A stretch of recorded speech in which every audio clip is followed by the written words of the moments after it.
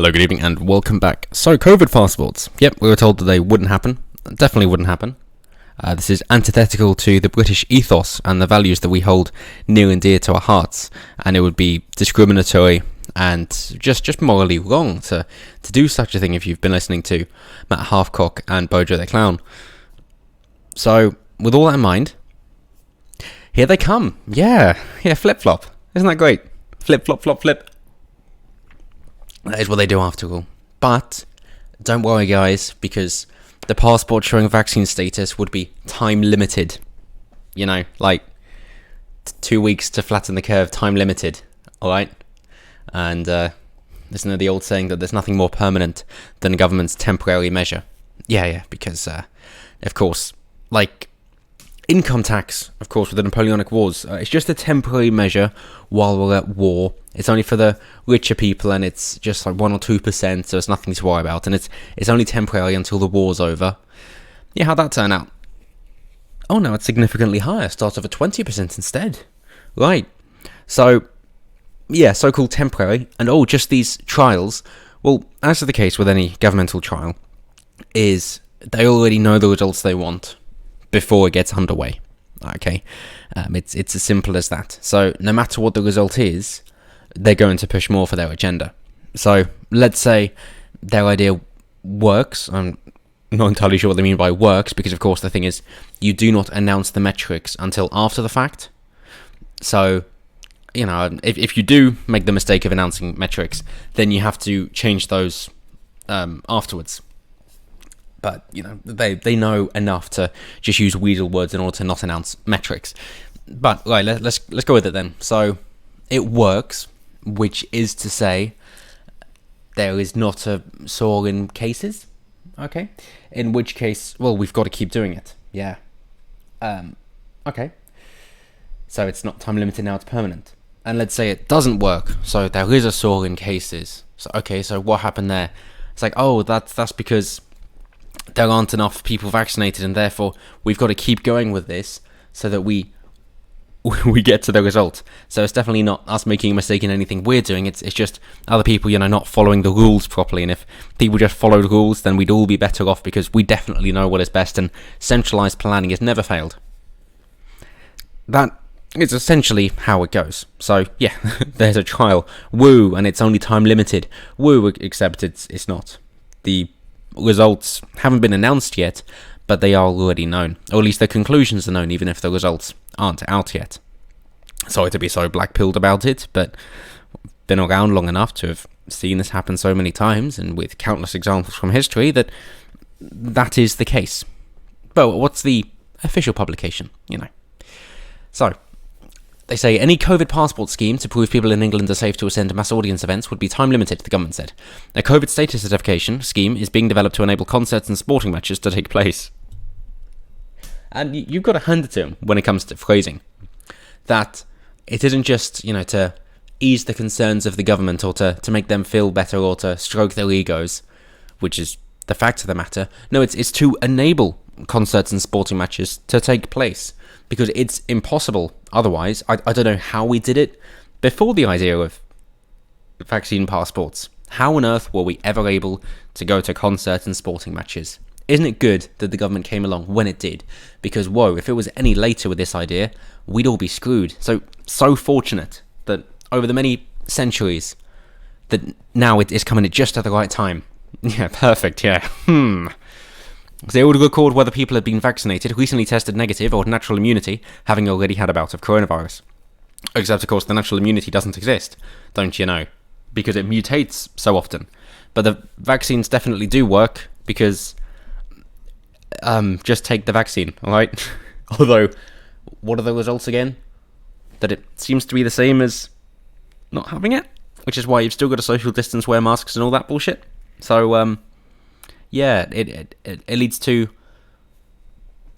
lesser or milder symptoms, cool, and maybe not 100% infectious, but that's the same as not having it, isn't it? Am I wrong? Please do update me. So the government is also trialling other ways of holding mass events safely. And what do they mean by safely? I'm guessing they're not talking about too many people for coronavirus. It's just too many people with subversive views that might be saying things that are antithetical to what they're hoping to establish here. In which case, it's not very safe for the government, is it? No. So Sports Minister Nigel Hudson said the trials would be a learning experience. Yes. What kind of learning experience? We'll get to that very soon. And no decisions had been made about process or vaccine certification. They're yellow. Glad I could help. So, they got pilot events, including the FA Cup final, the World Snooker Championship, cinema screenings and nightclubs, which will take place until mid-May. Okay. So, what's kind of been the response of this? Well, let's take an example here.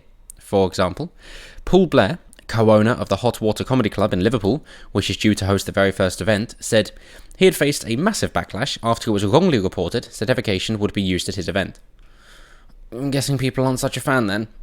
He told The Guardian, says it all, he had received messages accusing the club of being part of a medical apartheid and saying they hoped the owners would catch COVID and die. There's definite irony in there. Instead, his event will involve testing audience members before and after the show. Hugely different.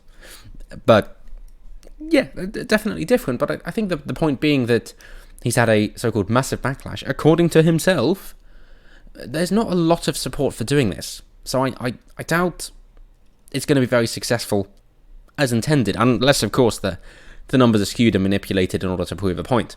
That would never happen. When has the government lied to its people? Gulf of Tonkin.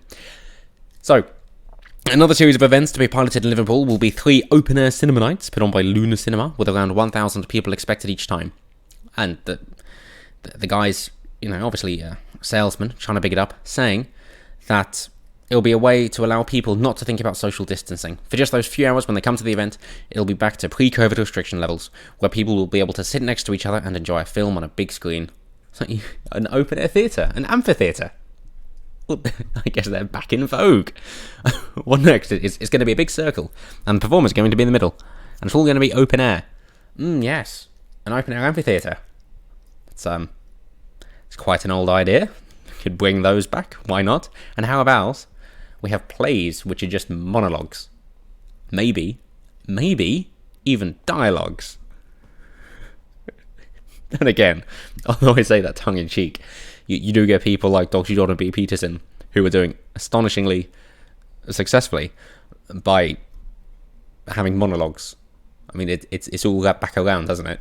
That you get hundreds or thousands of people to sit in a room listening to one person speak, and they're willingly paying it. And I don't mean kind of willing, kind of not, because it's a school. I mean, no, there's an event, and let's all gather around to listen to this one person speak. Similar to comedians, of course. But nonetheless. So he added the detail on how testing will work at the events will come out in the next few days. Yeah, so basically test the waters, see which is less objectionable, and then go with that. Good job. Oh dear. Wouldn't it be nice if there was a kind of... they could go one or two ways. Either actually have a leader and say, right, this is it, and I take full responsibility for how this works out. Either I'm right and it's great, or I'm wrong and it's awful, in which case, hey, I'm gone because I failed you as your leader. Or you say, right, so we're a servant, not a leader, in which case, well, we'll put it to you guys. What do you guys think? So, yeah, we seem to have a few too many votes in order to decide what to do. Okay, how about, instead of having to vote and us then force the minority, we'll just allow you guys to do as you wish, so that, you can decide what's best for yourself. So, and suddenly, the government's disappeared. That's the only moral answer.